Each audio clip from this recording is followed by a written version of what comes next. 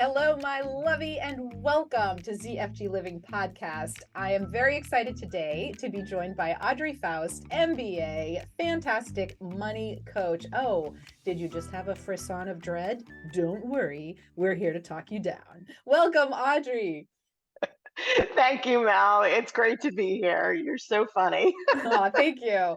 Well, let's just dive in. I mean, money is some terrifying shiitake. Like, it can really be emotionally loaded. It doesn't matter if it's because, you've always had plenty of money, but it's always come with strings attached. Or maybe you grew up and you didn't have enough money, or in your young adulthood, or, whatever. And we forget that it's energy and it works for us Yeah, because of the totally. scarcity. So let's dive into it.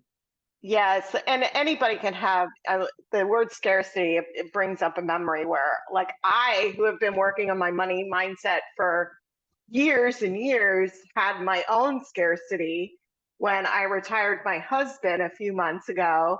And I'm like, okay, now I'm the sole breadwinner. And I went down that road of like, oh my God, I'm the sole breadwinner. What am I, Mhm. where's the money? But I've been really good with money and built a nice wealth for myself and a good net worth. And sometimes even you forget that, right? Like Right. something happens and you're like, you just go into that shift of like, oh no, what's going to happen now? Yes. I am now terrified. Yes, and brings on 100%. as we were talking before the show, it brings on a lot of anxiety for people. Oh, But absolutely. I also like to say, like, money is a tool, right? So many people Yes. put so much I don't know, emotion, as you said, around money, and Mm-hmm. it's just a tool. It's a tool that we get to use to Mm-hmm. support ourselves and support others, right? So, okay, I think money is using me, that I'm the tool to money. Fight me. How do you get people to understand that it is? It is something that we get to use. And whether you have too little of it, then that's, again, something you get to change. And it's hard to change our mindset. So how do you invite people to, come into that gorgeous feeling of lusciousness, abundance, of finding a way that the money's out there and you can get it for yourself? Well, I have a whole like 10-step program, but I do offer a free money mindset masterclass that's coming up soon. And I take people through a series of 5 questions. So a lot of people believe that their money mindset is spot on, right? It's great. But I also have a neuro coaching certification. And what I learned through that is we take on all the money things from our parents and the people that we grew up around.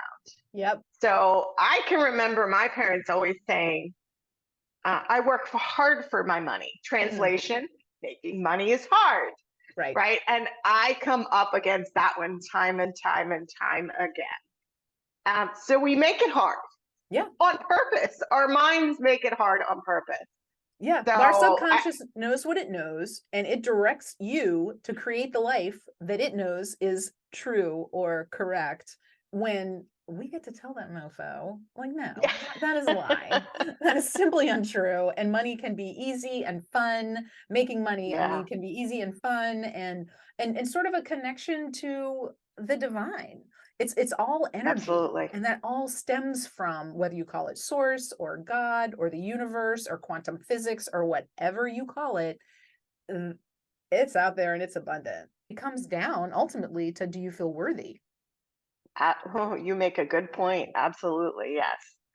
So, and I work primarily with women, and worthiness is huge Right. with women. And So when you're putting together your programs, and with the full knowledge, especially being a woman in a male dominated finance space, yes, how do you balance that with understanding, or is that just old hat, like you've done the work and you just reinforce yourself and you're sailing? that's a great question. So, balance that. So I used to be a firm believer in the transformation is in the transaction. Okay. But um, I had worked with so many coaches that said you have to have this high ticket thing in order to for people to really get transformation. Well, I started working with a new coach now, and she's actually in a different perspective. And I was testing out my group program, Hmm. and she said, "Why don't you try offering it for free at first?" And I was like, "What? Coaches never tell you to do anything for free." Right. Like, so Right. what it allowed me to do, Mel, which was amazing, it allowed me to reach out to particular people that I knew would be a great fit. Hmm. It allowed me to actually say to those people, this is the date and time we're meeting. If you can't come for at least 90% of them, like then it's not, This is not for you. this is not for you. And you also need to, provide me with feedback and testimonials and so forth. Hmm. And um, it was so exciting for me when I did that. And I thought I would be like, oh, this is free. These women got so much transformation. I realized that I really enjoyed the whole group setting and all of Okay. that. And I realized it was definitely a learning platform. It was just, and I realized this whole like platform that I had really worked because every single woman, there was 8 of them, got transformation, and I was Boom. like, boom, and I love doing it. So it's kind of like I used to be from that mindset of, but I totally get like sometimes you get to give back, right? Hmm. Sometimes you get to experiment. And there And still as is, long as you don't stay in that place, right, right? right. Because Well, there and are there's, people that do.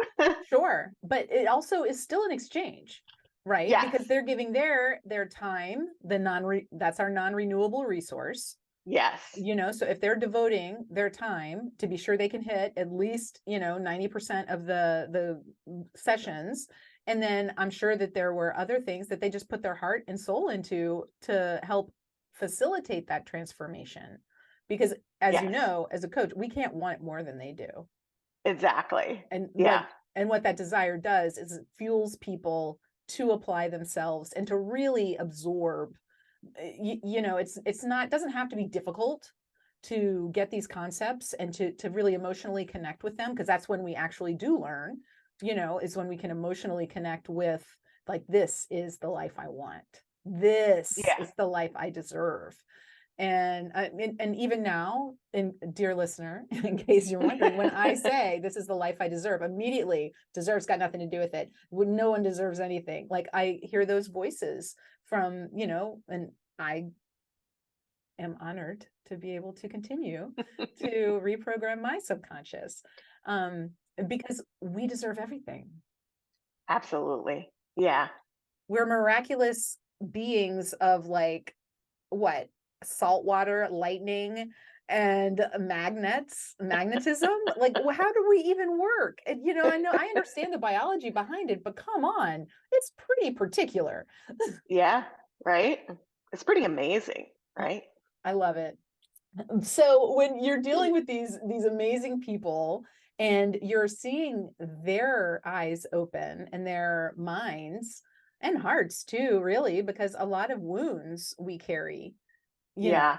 in our mind, we relate to money as opposed to Yes. the actual things behind it. When you said that, a lot of women are like, they don't think money is important, right?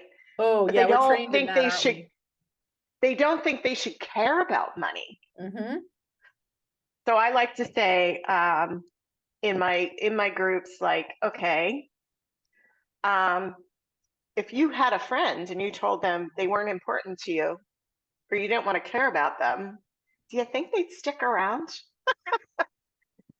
I don't I think so. No. So if you don't have money and that's what you're saying, That's the energy, right? That's the Mhm. energy. If money's not important to you and you don't care about it, it's not going to stick around. Right. Why would it? I don't stick around where I'm not wanted or Exactly. desired. Like people don't desire my company. They don't, want to hear what I have to say or be in my company. Like if you don't care, if it's a Yeah. solid, like, sure. I'm not available for that. I mean, Yeah. I don't expect everyone to be giving me a parade at every second, but I have a credo, and it's I want people to be happy to see me arrive and kind of bummed to see me leave, Yeah. you Yeah. know? And what if we felt the same way about money? Right. And that part of my group program is we foster that positive relationship. Hmm. And we actually write a letter to money and apologize it to money for the Ooh, way that we've treated money. I So bet that's really difficult. it's really eye-opening and emotional. Yeah. Yeah, so it's a fun exercise that really makes people think differently about Hmm. money by writing that letter. So That's gorgeous, and I love it. I think that one of the interesting things that happens when we step away and examine our attitude about whether it's money or whether it's relationships or any other factor that is in our existence, it allows us to sort of de-escalate in a way. It's like with meditation, like, I'm having a thought, I notice it and I let it go. yeah. Like, oh, I'm being triggered because of scarcity and money Yes. and whatever. Yeah. I get to notice it. Whew, I'm getting pity. Okay. But I don't have to go with that. Yes, exactly. But there's also that security that a lot of women are missing. So if you're missing that security, Tell me, like what it's do you nice. mean that's security? Financial security, right? So Mm-hmm. you're up in the middle of the night because, if all the things come crashing down tomorrow, House of you're screwed. cards. Yeah. So like once you have like I feel like once you have that security, whatever number that is, it's Mm-hmm. going to allow you to sleep at night. It's going to like if all the cards do come crumbling down, which they probably won't because we make up all that shit in our head. Right. Oh, Yeah. I'm A allowed to hundred swear on percent. here. Um, but if it does, like you have that backup plan, right? Right. You're not going to be living in a box on the street. So, Exactly. Exactly. yeah, like I was mentioning in the master class I have 5 questions that uncover what's Mm-hmm. in your subconscious. It's so cool. Um, but you mentioned an interesting factor about mortgages, and it triggered something in my mind. So do you remember how a lot of times people will say, pay an extra $100 on your mortgage and you'll get it paid off X number of years, right? Early. Yeah. So I have a calculator that I use with my clients, and so I also use it in my master class. So I have this example where I show you why that's not the right thing to do. Mm-hmm. So I have a rule called the 7% rule.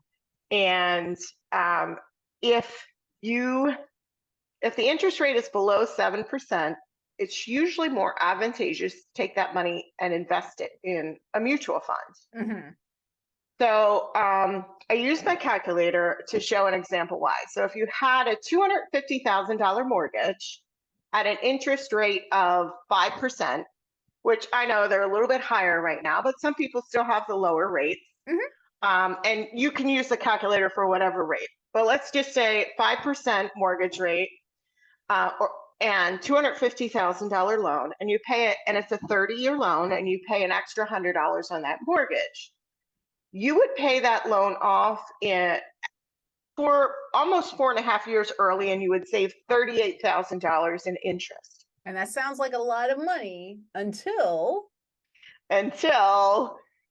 if you take that same $100 that you would pay towards your mortgage and invest it in a mutual fund, and the average mutual fund in US stocks will get around 10%, give or take, based on past performance, not future. not a financial advisor. So Right, I'm right. All of the disclaimering this. caveats. Yes, yes, exactly. But I have this fun calculator, and if you stick in that $100 at a rate of return on your mutual fund of 10% in 30 years, you are going to have, I think it's $215,000, almost as much as your mortgage. Right. Yeah. So 38,000 or 215,000, I'll take the 215 and Right. not pay the mortgage off early because, Right. It so doesn't make that, sense. no. For one thing, it's been so normalized because it was in 2007, 2008 when the big bank failure mortgage crash situation Yeah. occurred. Rates started to plummet. And I can remember my dad was a CPA, no longer with us, but he was just like, oh my gosh, kids, you got to figure it out. Get a house, get a house, get a house, and because he was just like, it's 10%. I can't believe it. Oh, it's 9.5%. It's 9%. It's like, this is unheard of. Get a house. And Right.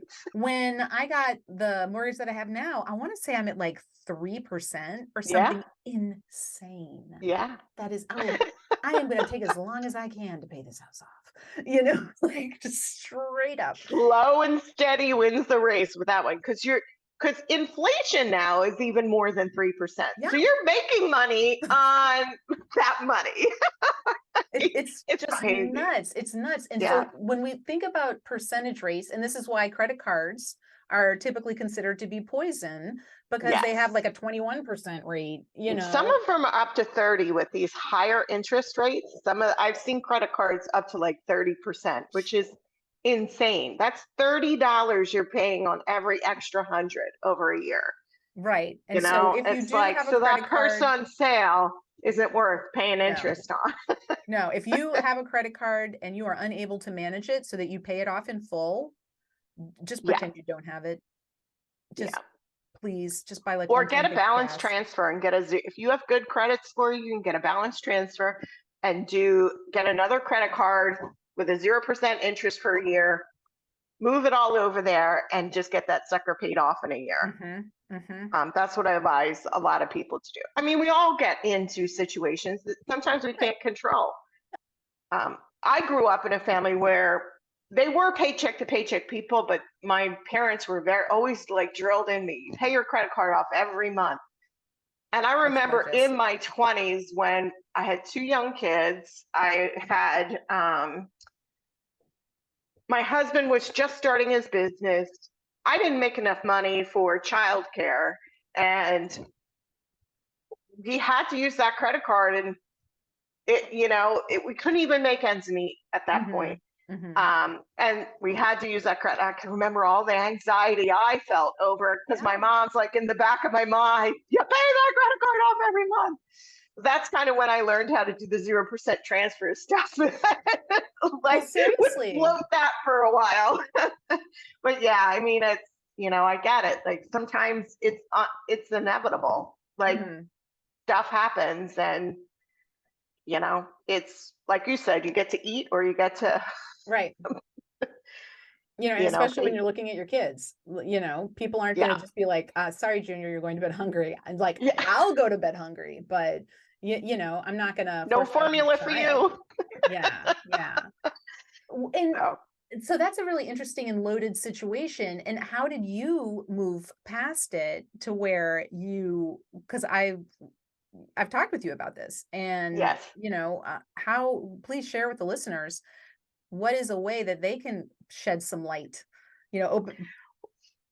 Yeah. So, I was in that situation, and my mother's words echoed in the back of my mind. She was in a marriage, and both my parents are passed now, but she was in a marriage with my father, who suffered from mental health issues, and she was unhappy. And financially, she didn't feel like she could go anywhere. So she programmed in my head, always be able to support yourself, right? And I didn't listen. I didn't go to college out of high school. Like I went later on in life, and I found myself in an administrative position that it didn't make sense for me to work. I pay more in childcare. So here I am, dependent on my husband with two small kids, and we're barely making ends meet. And those words are echoing in my head.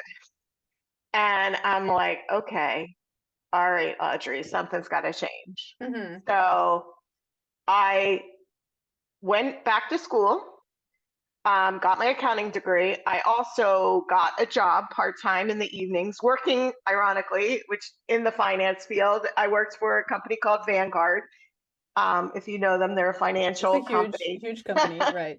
um, and got an amazing education working there in mutual funds, as well as going back and getting my accounting degree. I did all of that. But, I, it took it took quite of like, oh my gosh. It actually took, when I was taking a course to learn how to do taxes. I'm so sorry. I Recovered tax professional. Yeah, so I don't do them anymore, but I was like, this is a great way for me to earn extra income in the evenings, Yep. right? So that year, I had, a 1-year-old and a 2-year-old in tow, and I just finished this tax course. I went to work in the evenings for a tax company the first year. Then I ended up doing them on my own. But the first year, and first time I'm doing my tax return, I'm like, oh my God, there's this huge refund. Did I do something wrong? And I qualified for what was called an earned income tax credit. And that's for people that are at the poverty line, not just like at the poverty line. And you're not just getting all the tax you paid in back. They're giving you a credit back because you're so poor. Mm-hmm. And that was kind of the moment that all of that kind of hit me. And I'm like, oh my God.